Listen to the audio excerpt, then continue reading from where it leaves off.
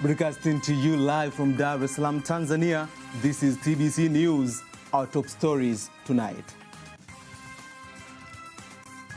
Julius Nyerere Power Project to be completed with standards.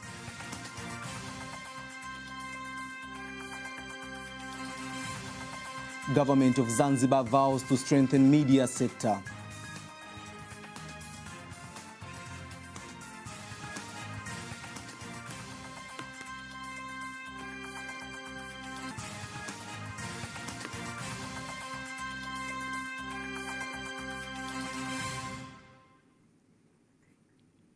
Good evening, I am Kefa Igilo. You can follow us live via our YouTube channel, TBC Online, and also get all the latest news through our Instagram, Facebook, and Twitter pages at TBC Online. President Dr. Samia Suluhu Hassan says that the completion of Julius Nyerere Hydropower Dam project will ensure reliable electricity that will stimulate sustainable economic development. She made the remarks in the Coast region earlier today, where she witnessed the closure of the water diversion channel, which coincided with the inauguration of official filling of water in Julius Nyerere Hydropower Dam.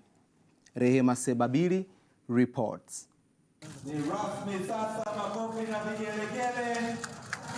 It is a historic project of power in Tanzania, which is expected to produce about 2,115 megawatts of electricity at a joint cost of about 6.55 trillion shillings to its completion.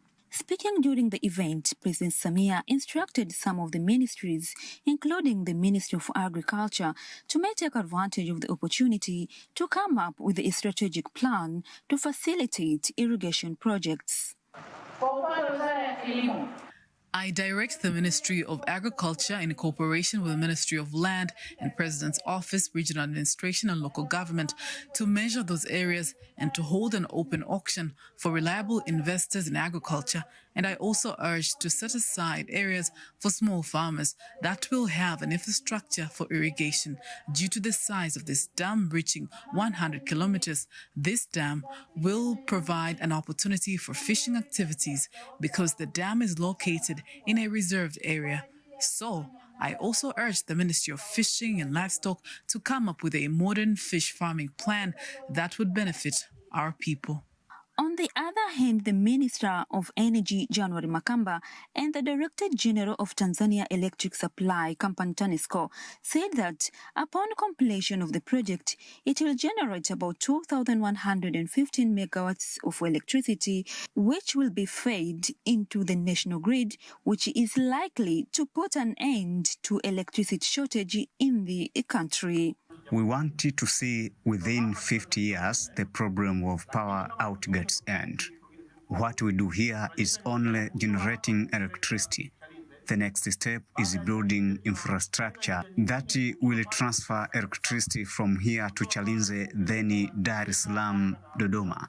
And Chalinze will be a receiving station. And after that, we will distribute electricity in various areas. We have promised in our 5 years development plan that end by 2025, we will produce 5,000 megawatts of electricity.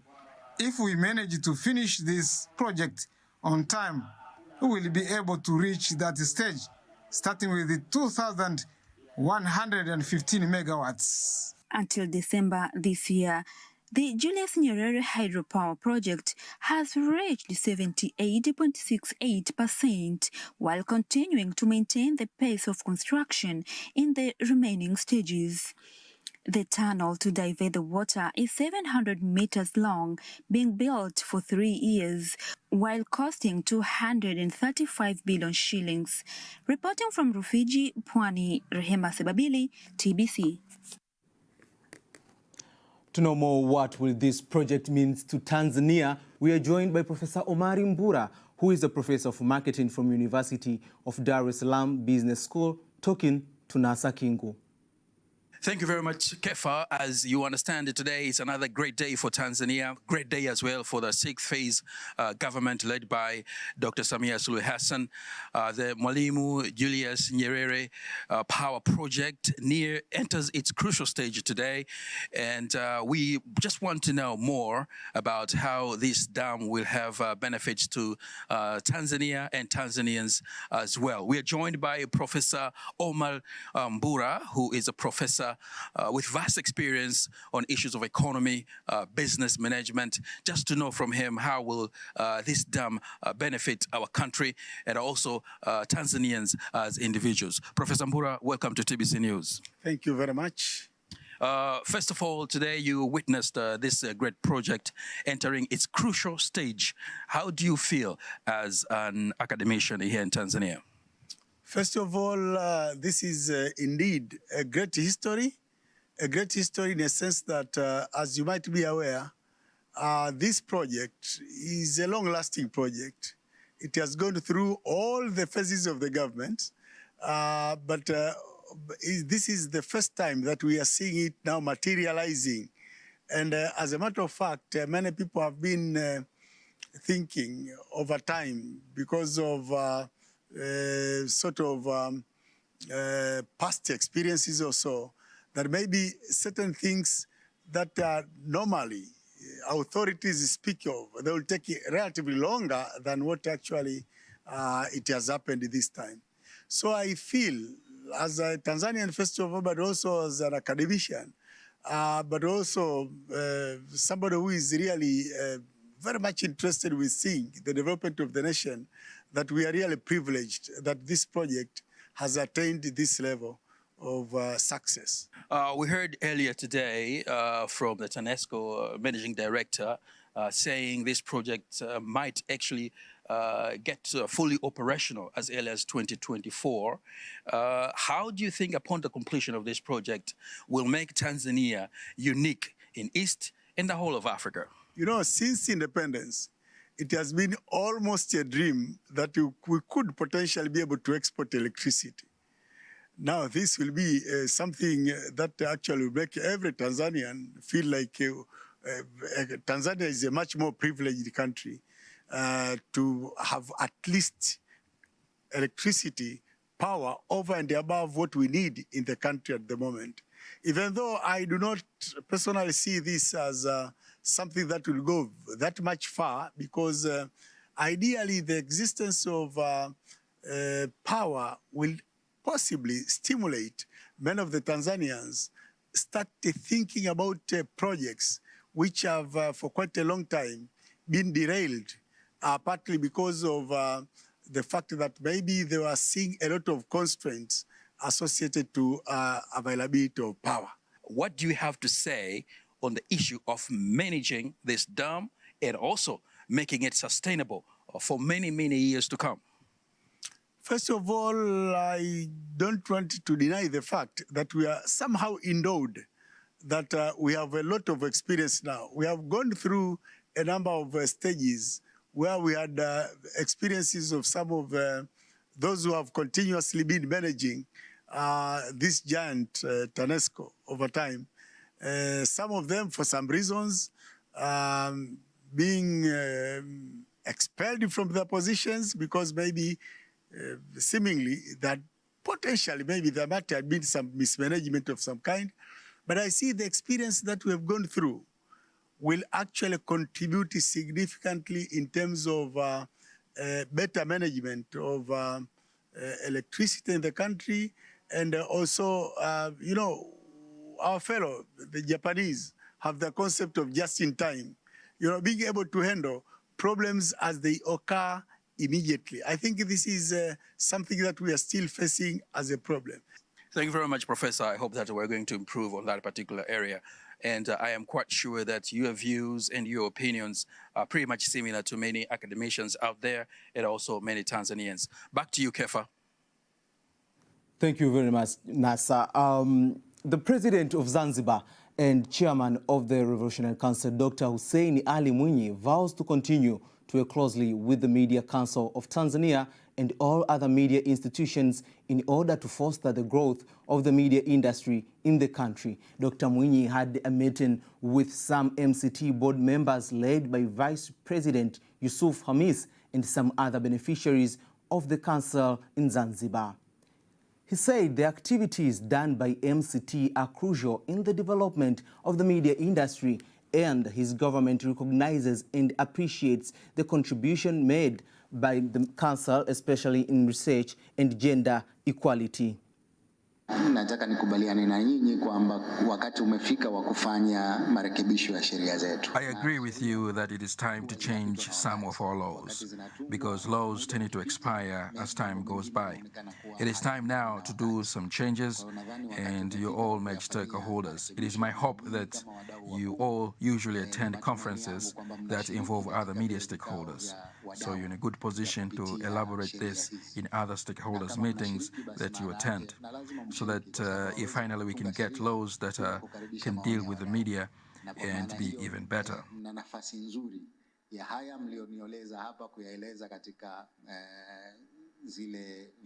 Changes of some of the media laws, Dr. Munyi praised the participation of the media stakeholders in the process, and he said that he personally and the government will continue to emphasize the presence of a friendly environment to discuss the recommended changes. Your efforts in strengthening blue economy and your efforts towards developing tourism are what make the 8th phase government unique. MCT commends your efforts in bringing about development.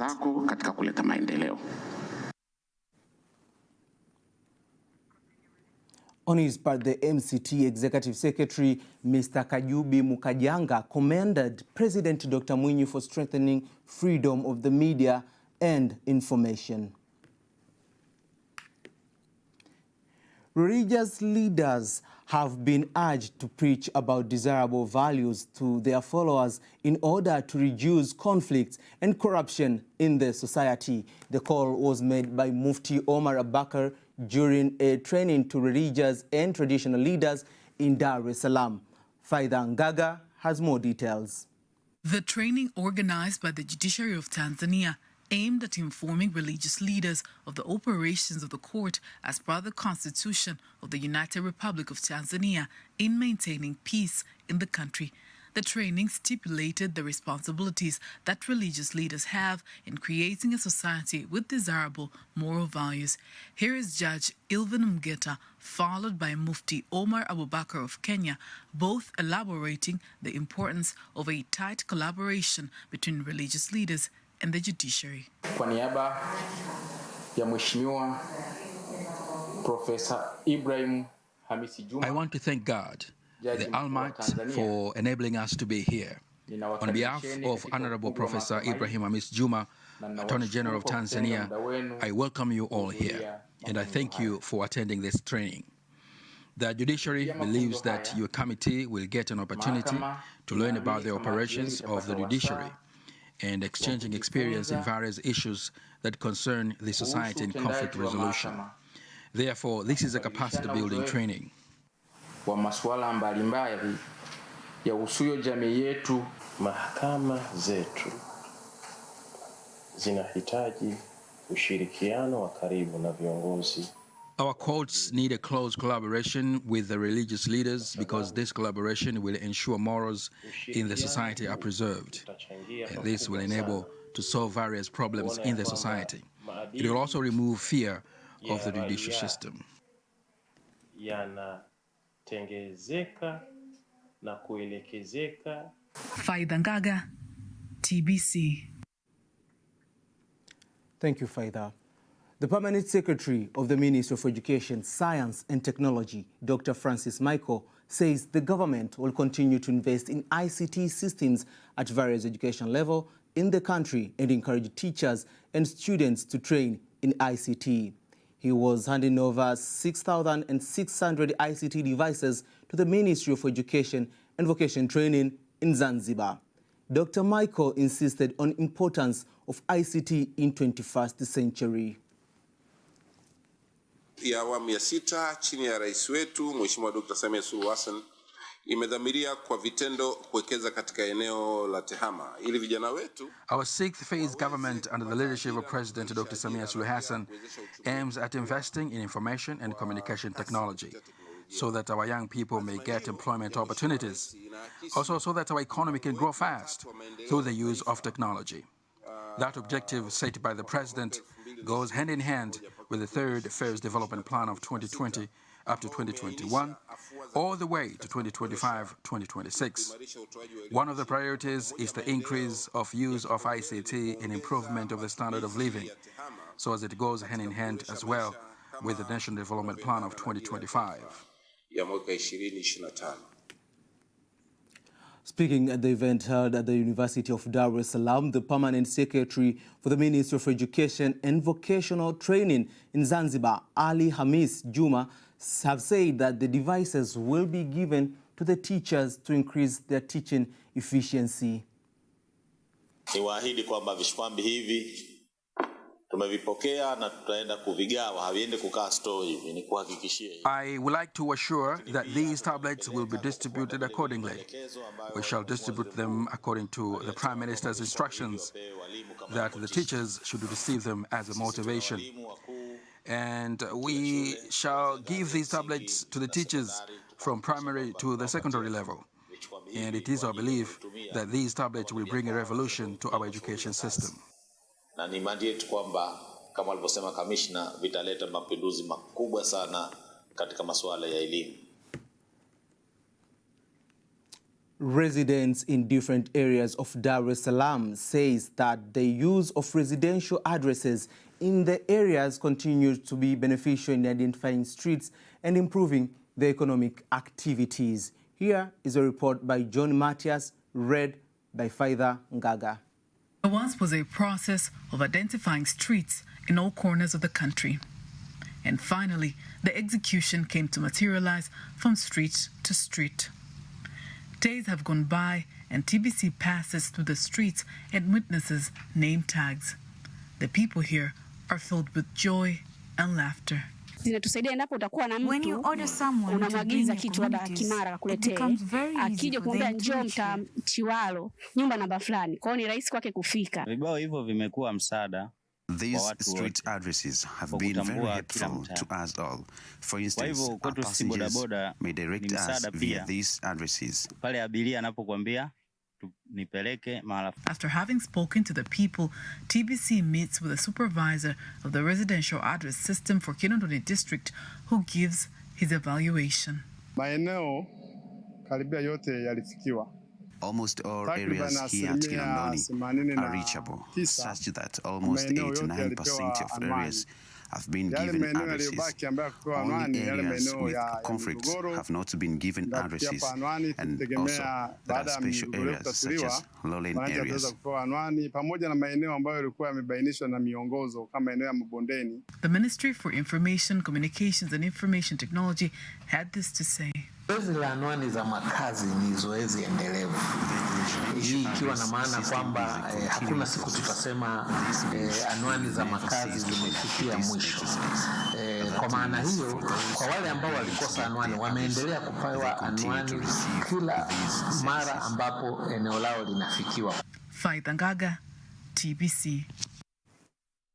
More than 5,000 residents of Ibulu village in Bariadi district will get rid of the long-term water crisis after the completion of the project implemented by the government at a cost of 3,800,000 shillings. Here is a report by Pasco Michael, read by Apasia Ringo.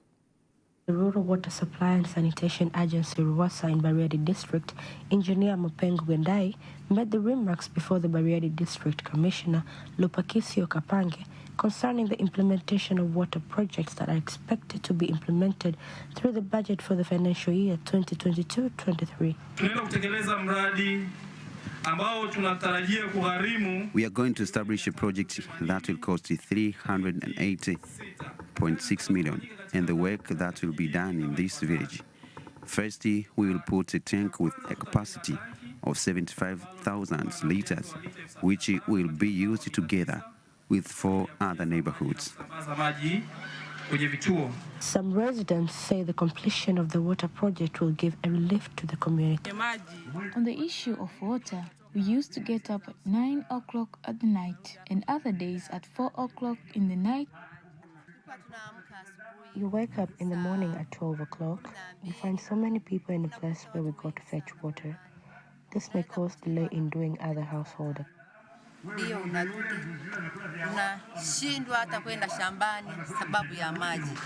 Bariadi District Commissioner Lupakisio Kapange asks the residents to ensure the water infrastructure that will be set are maintained and secured.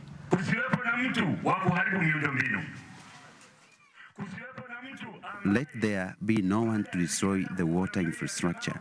This phase should end and this project should start as soon as possible. Apasia Ringo, TBC News.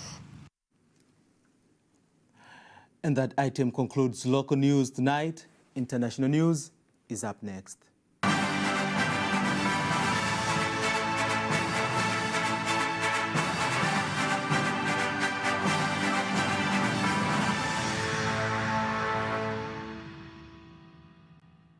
Here's Nyambona Masamba with the international news.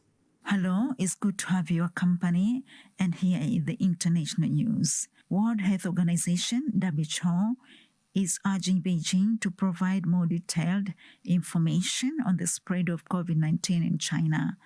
COVID-19 has been reportedly been sweeping through China since the government began easing restrictions. Geneva-based UN agency says it is very concerned about increasing reports of a severe outbreak.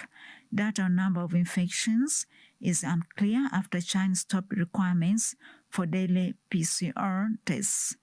Manager of a hospital in Shanghai told its staff to prepare for a surge in COVID-19 cases. Hospital manager said in social media posts they estimate about 5.4 million people in Shanghai are affected. Death from COVID recorded as low after criteria changed to only pneumonia or respiratory failure. Here is WHO Director Tedros Adhanom Ghebreyesus. WHO is very concerned over the evolving situation in China, with increasing reports of severe disease.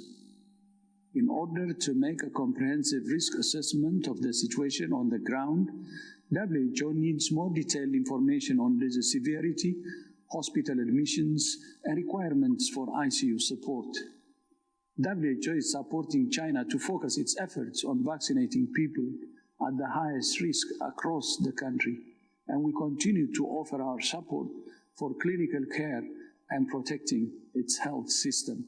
To the Middle East, the Israel long-serving Prime Minister Benjamin Netanyahu has rescued last-minute deal to form a new government. Netanyahu set a midnight deadline to arrange a coalition, and following weeks of tough negotiations of religious and far-right coalition pattern that required. From the Middle East to North America, a path of storm is making its way towards through the U.S. and Canada, bringing with crippling snow and extreme cold temperatures. It has been called vibe once in a generation and disrupting all land and air travel during world business times of the year.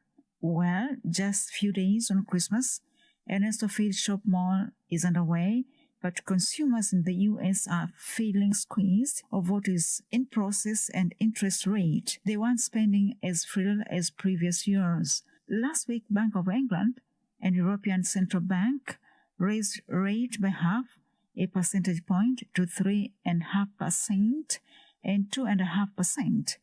But high percentage rate could discourage business from making new investments.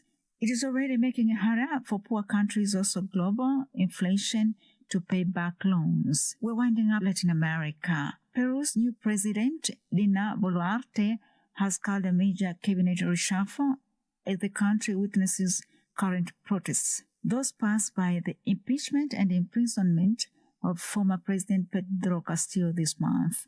Election has been both won response to demonstration demands.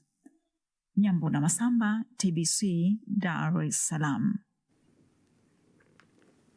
That was international news. Sport news is up next.